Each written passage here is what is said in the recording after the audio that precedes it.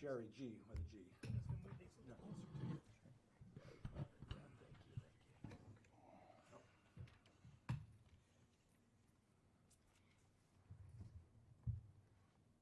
You said with a G? G, yeah. Okay. Jerry's fine. I guess I can make a brief introductory statement, and then you guys can take it from there.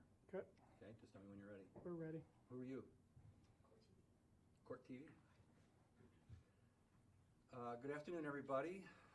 My name is Jerry Leesburg, and this is Craig Tuttle.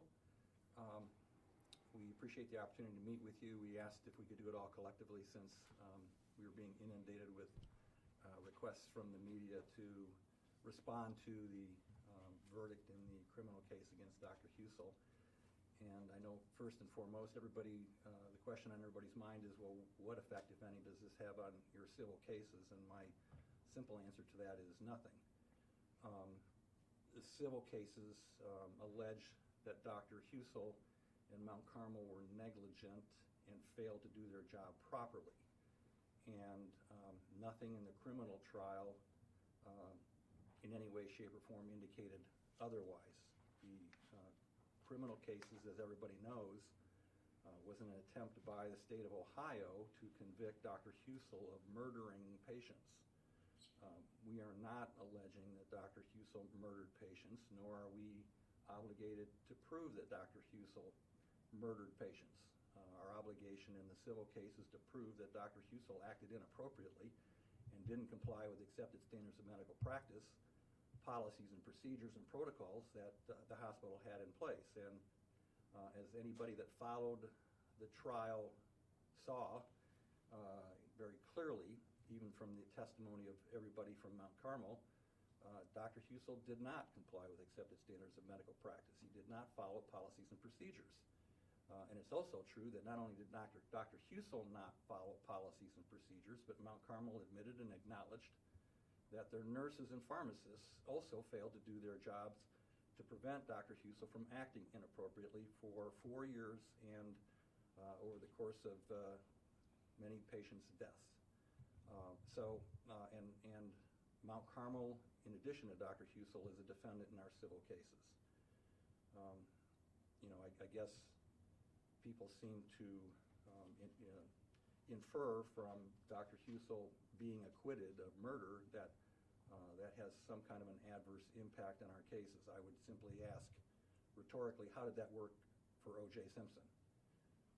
As everybody knows, he was acquitted in the criminal trial and then had to take the stand and defend himself in the civil trial, and that ended up with a $35 million verdict against him.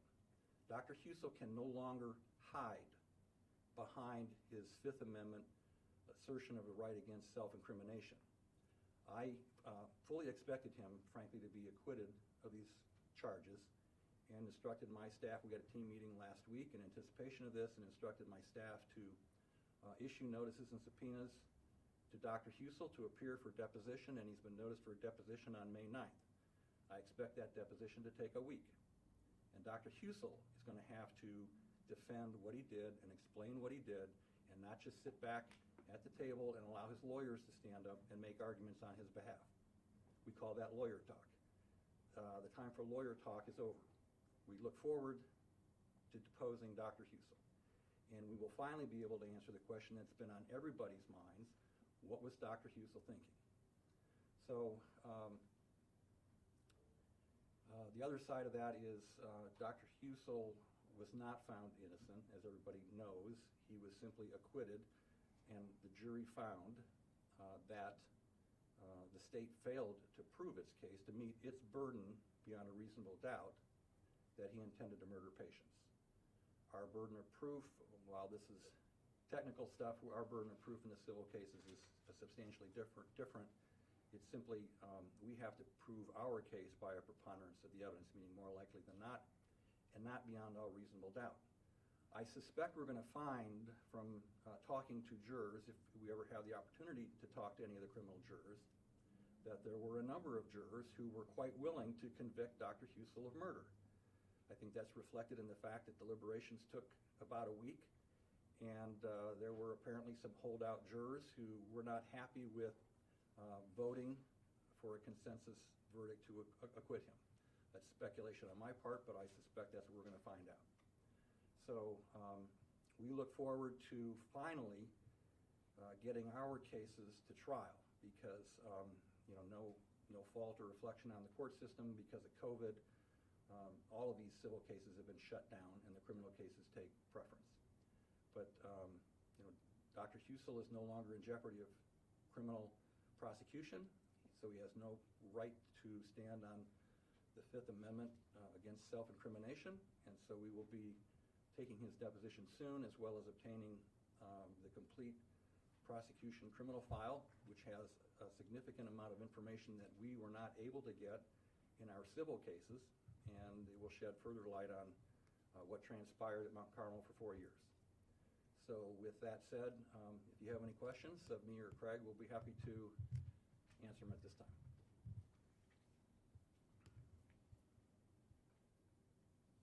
People will draw the conclusion that he was found not guilty, therefore he must have acted appropriately as a doctor to do what he did. How do you parse those two? Well, I think people are going to infer that, and that's simply not true. A doctor cannot do what a doctor wants to do in disregard for what accepted standards of medical practice are. Our job is to prove that Dr. Husel acted inconsistent with accepted standards of medical practice. And there wasn't a single expert called by the defense to say that Dr. Husel did. The only expert they called, and the only experts that they have in the civil cases, are trying to claim that he did not intend to kill these people, and he was doing what he thought was good comfort care. Dr. Husel does not get to practice what he thinks is good comfort care. He has to comply with accepted standards of medical practice. And Mount Carmel has made it clear, and all of our medical experts, who obviously did not testify in a criminal case, have made it clear that he deviated substantially from accepted standards of medical practice. Now, was his heart in the right place? We're going to find out, but it doesn't make any difference. You don't get to do what you want to do as a doctor in disregard for whatever accepted standards of medical practice are. Can you tell us who you plan to bring on the witness stand that will discredit what Dr. Husel did? Will it be different than the experts that the prosecution brought? And also, will this be before a jury or will this be a bench trial? Good questions. It will be in front of a jury. We have our own set of medical experts that we intend to call a trial. These are highly qualified medical experts in various medical specialties, including anesthesiology, critical care, palliative care medicine, from some of the finest institutions around the country.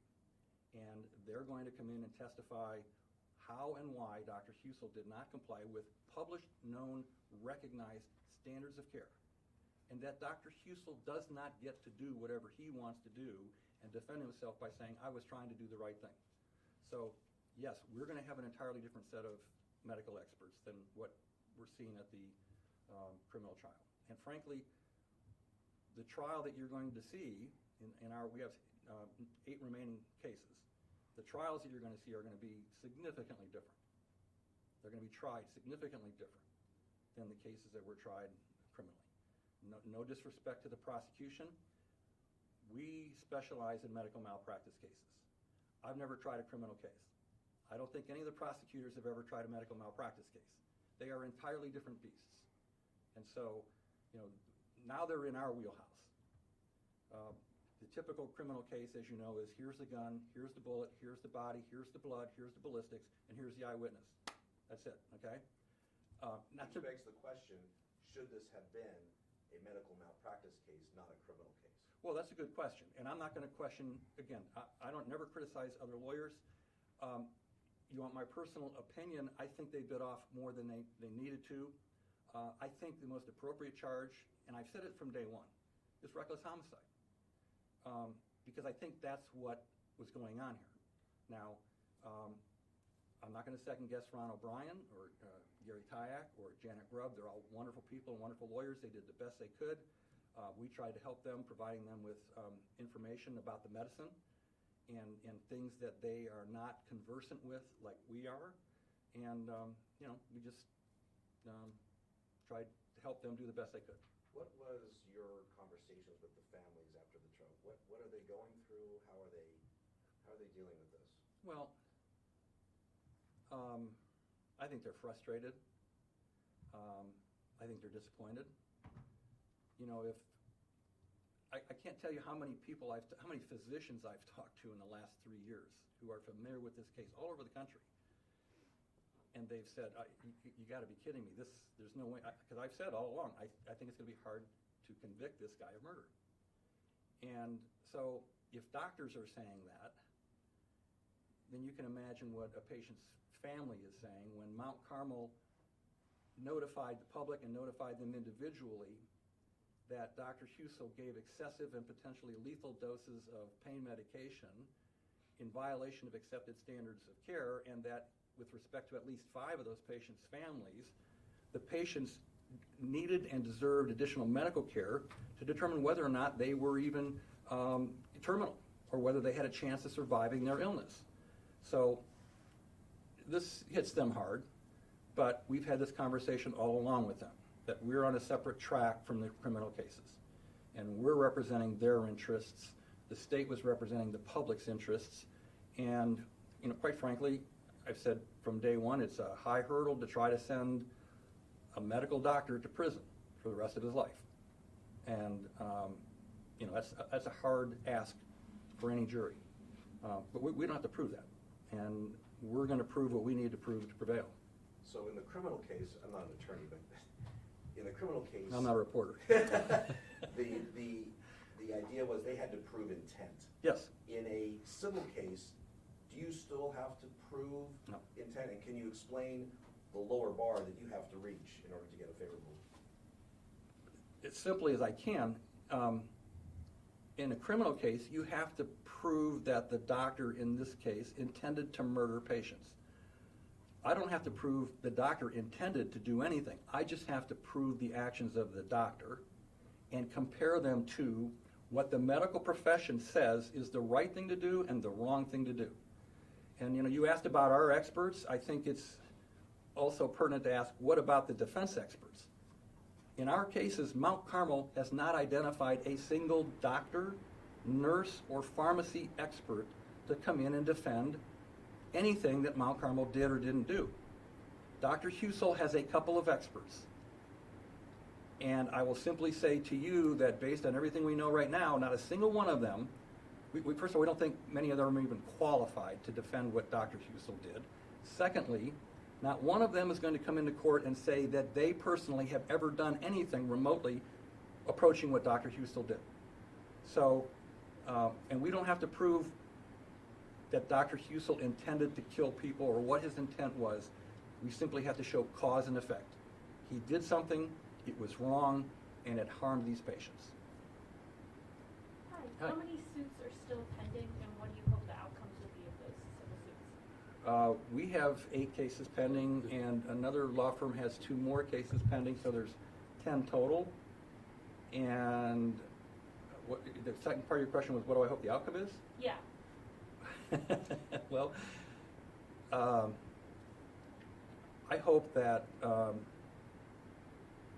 we can, on behalf of our clients, utilize the opportunity for a trial to force Dr. Husel to explain himself. And that having heard that, the juries will determine that he did not act appropriately and does not have the right to decide for everyone, including patients' families, without their knowledge, what he's going to do and how. And that's what these cases have been about from day one. The families are upset, and of course they're upset that Dr. Husel has his constitutional right to refuse to testify, and he exercised that right, and it makes it hard for the prosecution to show the jury who he is and what he is and how he is. But we will have that opportunity, and we're looking forward to it. And I would say in that regard, there's a lot of information about Dr. Husel and about things that happened at Mount Carmel that were never introduced in the criminal case because of some rulings in the criminal case, whether those were appropriate or not. But those rulings are not going to apply to us, and so our juries are going to hear a lot more interesting information about who Dr. Husel is, where he came from, where he's been, and how he got to where he was, and what kind of a person he is, so that they can look at his conduct in context. Just So you mentioned about the jurors. In the Mitchell case, and then we have this case. Okay. Both verdicts didn't appear to come to the result of what many people had expected. Does this give you any pause about Franklin County jurors? Well, no, I wouldn't say so. Franklin County jurors, it is well known, are mainstream, conservative, down-to-earth people. There's a entirely different set of demographics in terms of juries in Cuyahoga County in Cleveland and in Cincinnati, or when you go out into a rural county. We like Franklin County jurors, we respect them, but you have to give them, you have to educate them and give them the information that they need to make a legitimate decision. And that's what our job is, and that's what we're going to do. So we don't take issue with, or, an example is the Casey Anthony trial, okay? I mean, everybody wants to talk about Jose Baez, and he's another person who's never defended a medical malpractice case. I don't try criminal cases. I'm not going to get into his network, but I think, and the same thing with the O.J. Simpson trial. I think, in general, everybody looks at those verdicts and shakes their head and says, that's inexplicable. How and why do those juries let those people off? Well, there's explanations, but I don't find that kind of a questioning about anything that happened in the Mitchell case or in the Husel case. I mean, I fully expected it all along. I mean, people, again, I said, I've talked to so many doctors and then so many people who are, mock jurors, people out in the community who say, oh, I can't believe he's gonna get off. And I kept saying, you have no idea what goes through a juror's mind when they're being asked to sit in judgment of a doctor who has education, training, and experience that they don't have, and here you're going to be asking them to put that doctor in prison for the rest of his life. That's a difficult ask. So I don't have any issue with the jurors in Franklin County in general, or as reflected in either one of these trials. I'm wondering, go ahead. What have you told your clients moving forward here with the civil? Nothing. We sent out an email to everybody. We have a listserv for all of our clients, and we just said, respectfully, please don't respond and until we've had a chance to talk with you in depth and process what's happened and aren't able to explain to you what the situation is. But we've done that for the last 2 years, and they've been frustrated and patient and not necessarily happy with the explanations we've given them, but I think they've seen our cases developing and proceeding according to the plan that we told them, and so they're confident in us and that we're on the right track. In this case, the jury essentially will be asked to put a monetary figure on a life. How do you go about achieving a value of someone's life, whether they had a minute left to live or an hour left to live or a year to live? Are you asking the jury in this case to essentially do that? No, we're not really, that's a big philosophical question in any wrongful death case. How do you value a life? Well, you don't value a life, you value each and every one of these people's individual lives. And that's an individual question in each one of these cases. Every patient's circumstances were different. Their medical conditions were different. Their prognosis for surviving their hospitalization and their illness was different. Their family members are different. The closeness and the love and affection and the bonding that family members had with the patient in every case is different. So our job is to simply put in evidence who the patient was and what their relationship with the family members was, and explain to them medically why we think that patient would have survived, or why that patient's death was hastened inappropriately and improperly by a physician without the permission or the knowledge of the patients. In essence, making a decision to terminate their life prematurely. And as everybody knows, this is a Catholic institution, and all of our families, I think I can say all of our families are strongly religious and believe in God's will and that God's will should be done, but they want nature's course to follow according to God's plan and not have some doctor come in, misrepresent to them the severity or the seriousness of their patient's or their family member's condition, and tell them the patient's brain dead, for example, when they were not, and recommend to them that they terminate life support measures. When you find that out after the fact, I mean, everybody dies, and everybody has a family member that dies that they're close to, and it is a brutal emotional experience. And there's nothing that can change that, but when you think about somebody having to give consent to take somebody off of life support, make that life and death decision, and then find out after the fact that they were told misinformation about the patient's condition, about how long they were going to survive, whether they were going to survive, and that the doctor then came in and gave them massive doses, overdoses, excessive doses of pain medication, in essence, terminating their life. You can imagine how upsetting that is to the patient's family, and that's really what these cases are about. But there will be a dollar figure. Well, sure.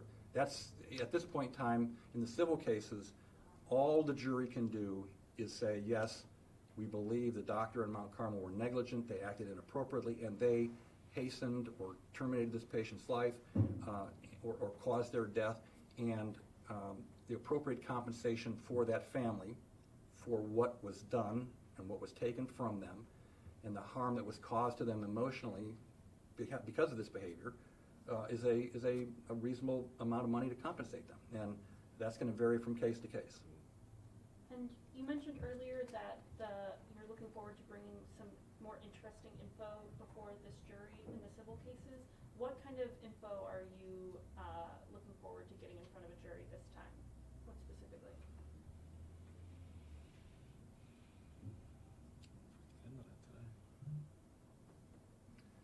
I'm gonna defer out of respect to opposing counsel in our civil cases and our judges in the civil cases, because all of our evidence in those cases is subject to what we call motions in limine or motions to exclude, and there's a lot of the evidence that we intenders have recently filed motions asking the court to keep out, and we're arguing to the court that it's inappropriate to keep this information out and to hide it from the jury. I know I've heard many times where criminal case jurors learn after the fact, whether through a civil case or through public information that only comes out after the trial is over, additional information that they weren't made aware of during the criminal trial, and many of them are upset, and they say, if I had only known that, that would have changed my view and my perspective and my vote entirely in the criminal case. Whether it was properly kept out or improperly kept out is sort of beside the point. That's their reaction. Jurors want to know everything. They want to know the truth. They don't want to have information withheld from them. And it's our position that the jury in the civil cases should know everything, they should hear everything, and let the chips fall where they may. You mentioned the deposition is May 9th. Is a trial date been set? Well, we have trial dates set in every one of our civil cases, starting in June, and then once a month thereafter, because they're lengthy civil cases. So, yeah, his deposition will occur first, and it may very well lead to finding additional information